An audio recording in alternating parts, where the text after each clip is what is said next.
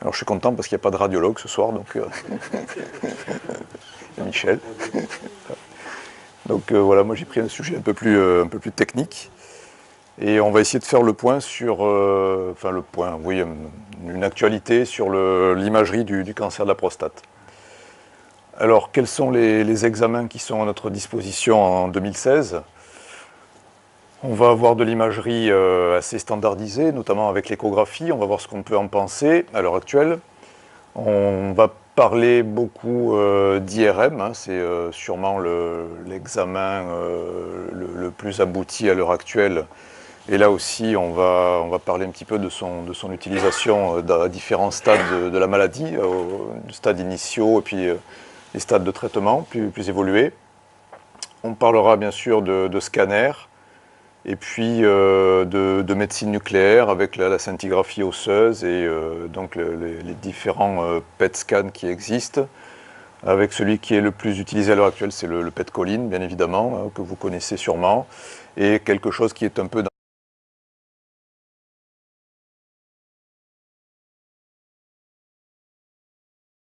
Qu'est-ce qu'on cherche d'abord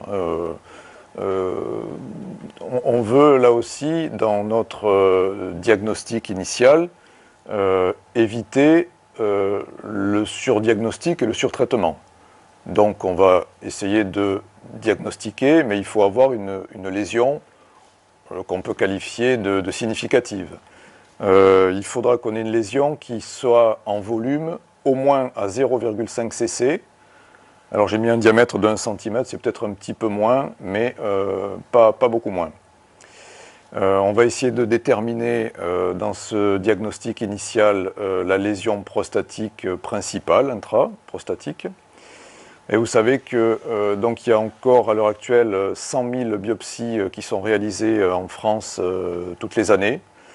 Donc ça c'est dans les derniers chiffres, il y a 57 000 nouveaux cas de cancer de prostate qui sont diagnostiqués, 9 000 décès par an. Et vous voyez que ce sont des patients qui en général sont des patients âgés, puisque l'âge médian au diagnostic c'est 70 ans, et l'âge médian au décès c'est 83 ans. Donc c'est quand même, quand on voit des statistiques comme ça, c'est plutôt un cancer de l'homme âgé. Et effectivement, comme vous l'avez dit, la mortalité est en baisse. On passe rapidement sur l'échographie.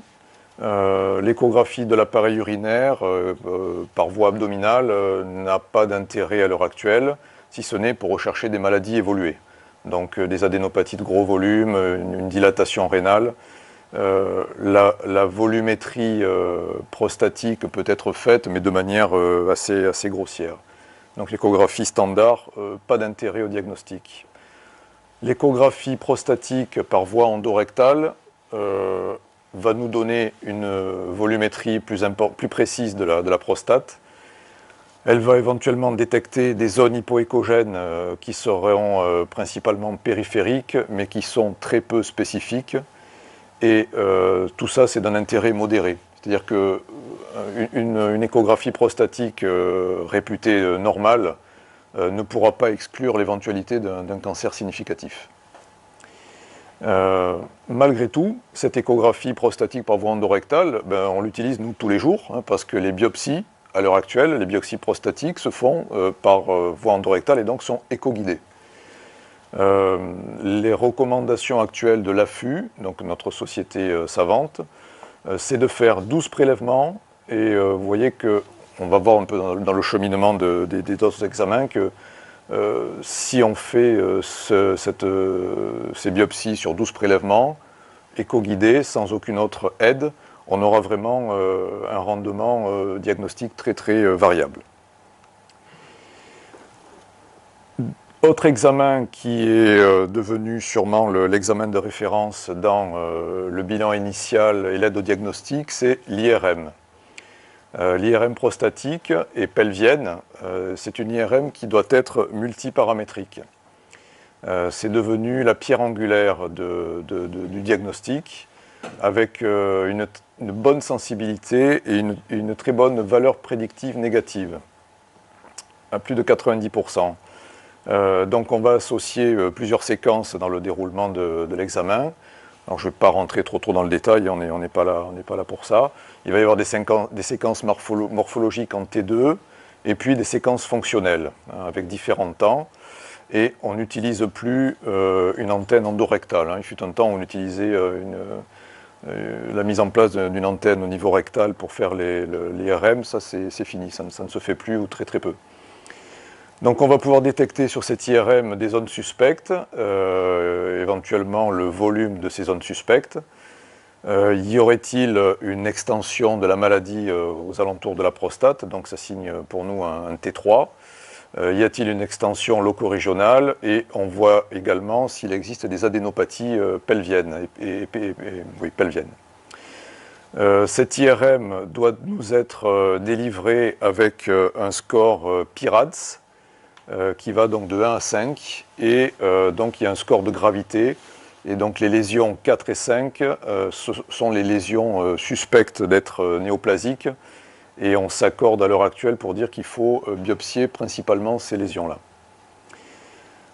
Donc on va avoir aussi une aide éventuelle à la réalisation des biopsies prostatiques ciblées, hein, avec des logiciels de fusion d'images, on va en parler un peu après. À l'heure actuelle, l'IRM multiparamétrique n'est pas recommandée en première intention par notre association d'urologie. Elle est recommandée avant la réalisation d'une deuxième biopsie quand on a eu une première négative et qu'on a encore une suspicion de cancer significatif. Elle est recommandée dans le bilan d'extension locorégional, une fois qu'on a fait le diagnostic, et il y a des études en cours pour évaluer l'intérêt avant la première biopsie. Il faut savoir effectivement, comme l'a dit Alberto, que les nouvelles recommandations vont sortir dans un mois. Ce n'est pas impossible qu'on nous dise qu'il serait intéressant de faire une IRM avant une première biopsie. En sachant qu'à l'heure actuelle, en France, il y a 60% des urologues qui font une IRM avant de faire une première biopsie. Donc quelques images pour vous dire qu'effectivement on peut avoir donc en T2, en IRM, sur la prostate périphérique. Je ne sais pas si on a un pointeur là-dessus. Oui, là. Donc la prostate, en fait, c'est cette zone-là. Vous avez ici la partie adénomateuse, vous avez ici la partie périphérique. Et en fait, la lésion se trouve ici. Vous voyez qu'on a en T2 cet hyposignal qui est assez caractéristique d'une lésion néoplasique. Intérêt de l'IRM également, c'est de localiser, et pour aider à la biopsie, des lésions qui se trouveraient sur la face antérieure de la prostate. Vous voyez que le rectum est situé dans cette zone-là. On fait les biopsies par voie transrectale, et donc on fait préférentiellement des biopsies dans la zone périphérique postérieure. Si on a une cible découverte en IRM pré-biopsique, on va aller plus volontiers dans des zones plus difficiles d'accès.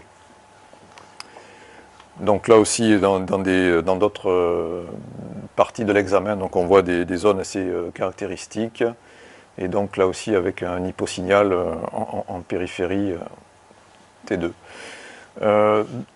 Alors, il semblerait à l'heure actuelle que la réalisation d'une IRM, donc avant la première biopsie, augmente le taux de détection des cancers de prostate significatifs. Élément intéressant, si cette IRM faite dans de bonnes conditions est normale, il y a peu de risques qu'il y ait un cancer de prostate significatif. Donc on n'a pas encore véritablement passé ce cap, mais en tout cas on le fait de plus en plus. On a un PSA élevé, on a un toucher rectal normal. L'IRM peut nous aider à ne pas réaliser de biopsie chez ce patient-là.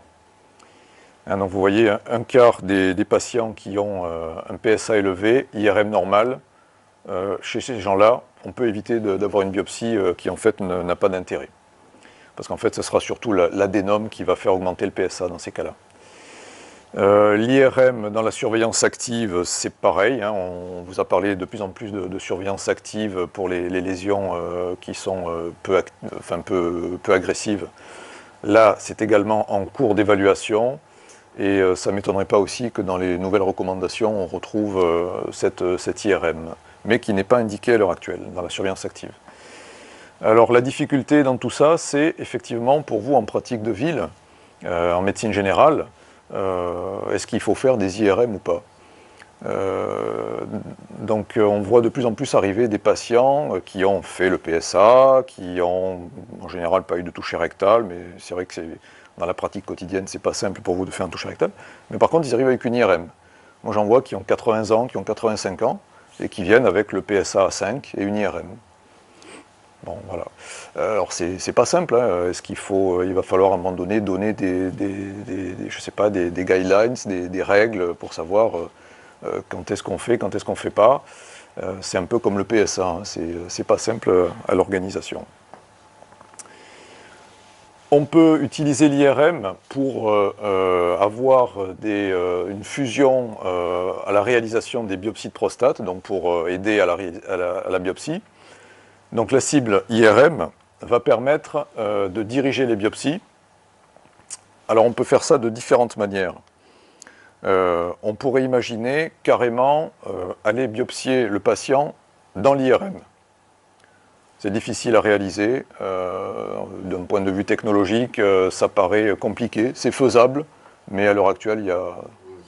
Voilà, c'est lourd, c'est compliqué, c'est cher, ça ne se fait pas. Donc il y a deux autres méthodes. Donc il y a la fusion cognitive et la fusion informatique avec l'IRM. La fusion cognitive, c'est un peu ce que nous délivrent nos collègues radiologues.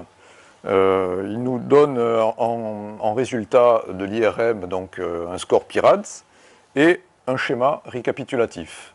Alors voilà la prostate vue de face avec les glandes séminales, la prostate vue de profil, et il y a trois parties qui sont trois coupes. Donc il y a une coupe vers l'apex, une coupe médiane et une coupe à la base. Et le radiologue nous dit, voilà, la lésion principale la plus suspecte, elle se trouve ici. Elle est latérale gauche, périphérique. Et donc, par exemple, sur cet exemple, ici, donc pareil, en partie médiane, un nodule de 13 mm, suspect, donc hyposignal à l'IRM. Et donc, cette lésion est effectivement une zone d'adénocarcinome score 6 de Gleason à la biopsie.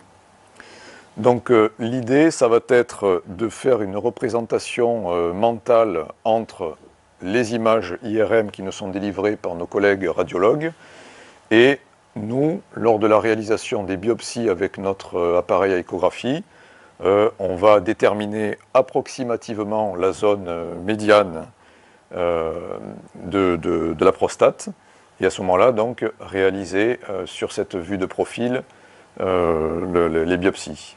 Et donc vous voyez que c'est difficile hein, parce que l'IRM, elle a tendance à faire des coupes prostatiques un peu plus, on va dire, verticales. L'appareil à échographie qui est au niveau rectal, lui, il va nous donner une représentation dans un plan différent. Donc la fusion entre l'IRM, les plans de l'IRM et les plans de l'échographie endorectale, ce n'est pas d'une précision extrême. Mais il a été démontré qu'on améliore le rendement des biopsies de cette manière-là.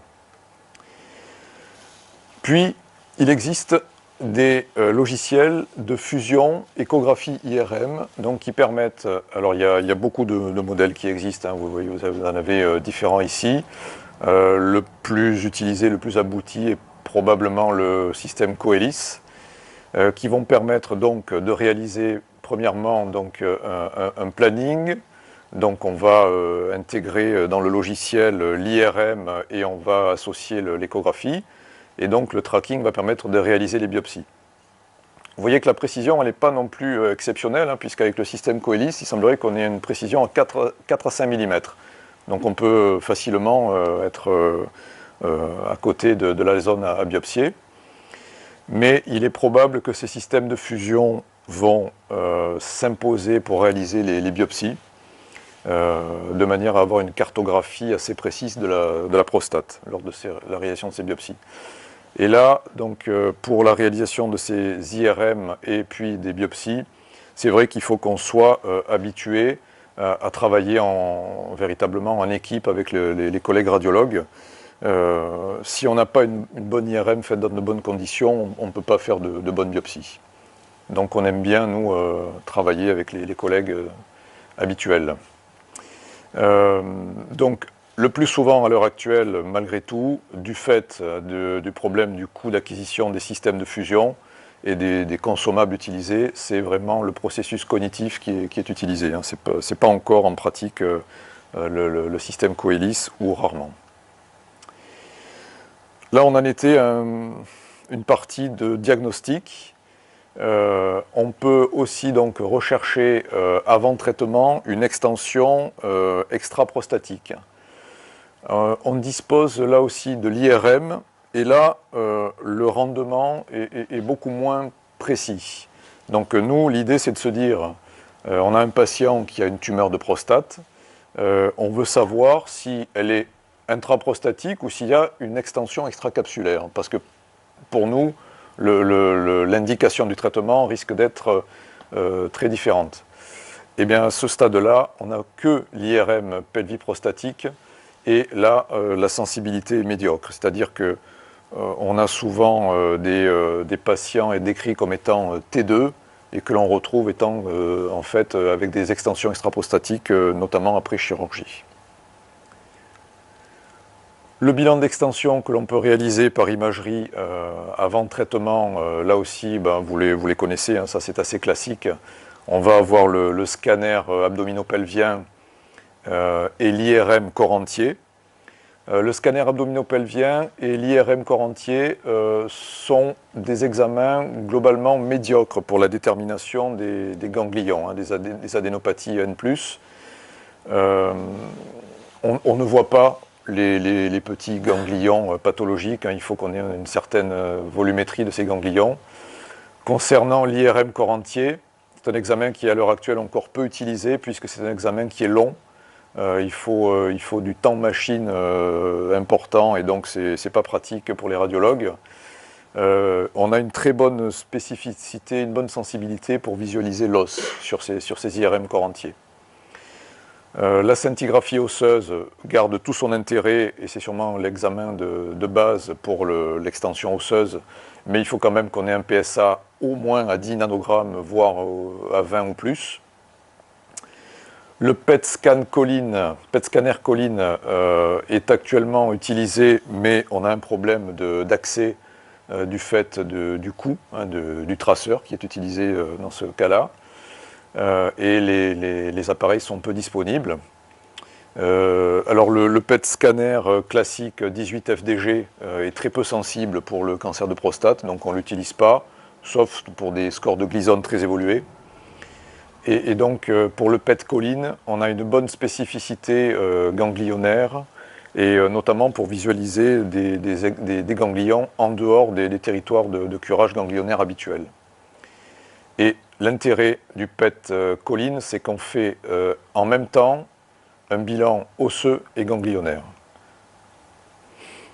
À l'heure actuelle, les deux examens les plus utilisés restent quand même le scanner abdo-pelvien et la scintigraphie osseuse pour le bilan d'extension classique.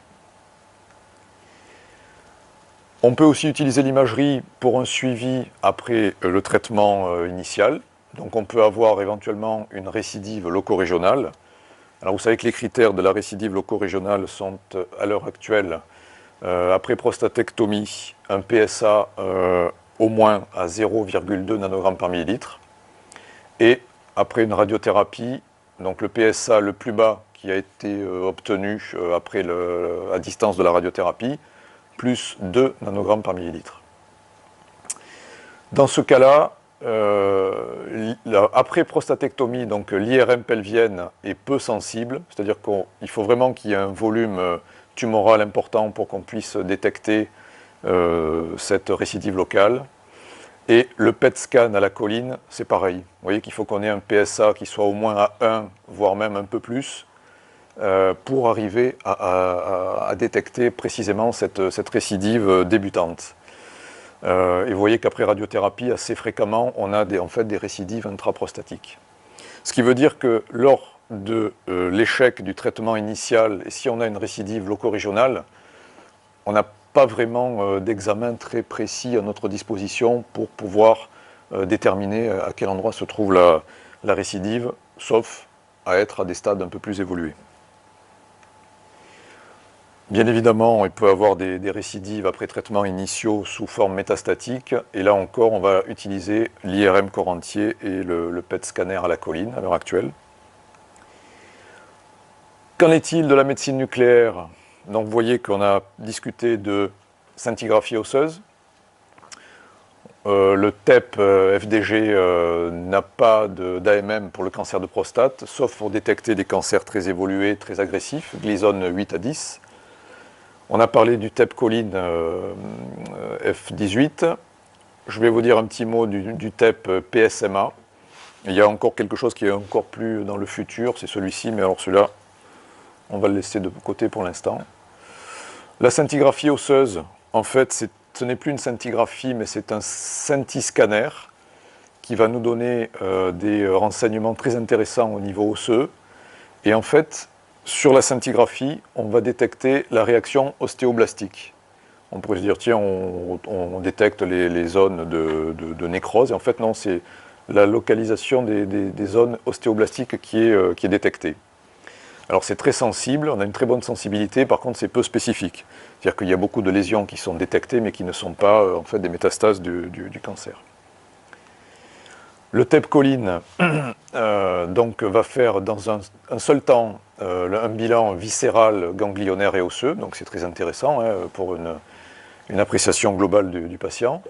Et l'AMM 2010 concernant le TEP choline, c'est donc à l'heure actuelle donc, bilan d'extension des cancers de prostate à risque intermédiaire et à haut risque, en sachant que nous, dans notre pratique quotidienne, ça, on l'utilise quasiment jamais parce qu'on a très peu de cet examen à notre disposition, donc on ne peut pas l'utiliser. Par contre, on l'utilise très souvent dans cette indication, c'est-à-dire la rechute biochimique, soit après prostatectomie, soit après radiothérapie prostatique. Et pour avoir une lésion diagnostiquée, il faut qu'il y ait une lésion qui fasse 1 cm. C'est gros 1 cm. Hein. Ça serait bien si on arrivait à avoir un diagnostic en deçà de cette volumétrie. Et vous voyez que finalement, la sensibilité est médiocre. Par contre, la spécificité est importante du TEP choline. Un nouveau PET scanner, le PSMA. Alors ça veut dire Prostate Specific Membrane Antigène. Donc c'est une protéine transmembranaire qui est surexprimée dans les cellules du cancer de prostate. Ça n'est à l'heure actuelle pas disponible en France. Alors je crois qu'il y en a en Belgique, je ne sais pas s'il y en a dans d'autres pays européens, peut-être en Allemagne peut-être, je ne sais pas exactement. Je crois qu'il y en a un à Tenon, à Paris. Et donc là, on voyait qu'on visualise des lésions de plus petit volume, hein, des lésions qui font moins de 5 mm, donc ça peut être intéressant. Et donc les indications actuelles, c'est toujours pareil, hein, les cancers à haut risque, les rechutes, vous voyez que là on a un PSA très bas, hein, 0,2.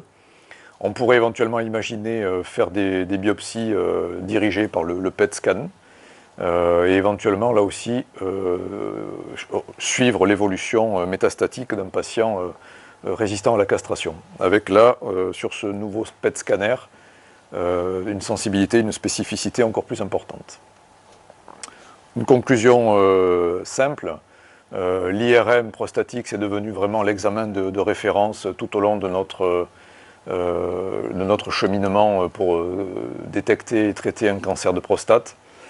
Le futur proche, ce sont les biopsies ciblées par imagerie IRM et on attend avec intérêt l'arrivée d'un PET scan et pourquoi pas avec des examens à la colline pour notre établissement prochainement. Voilà, je crois que c'est tout. C'était la dernière diapo. Je vous remercie.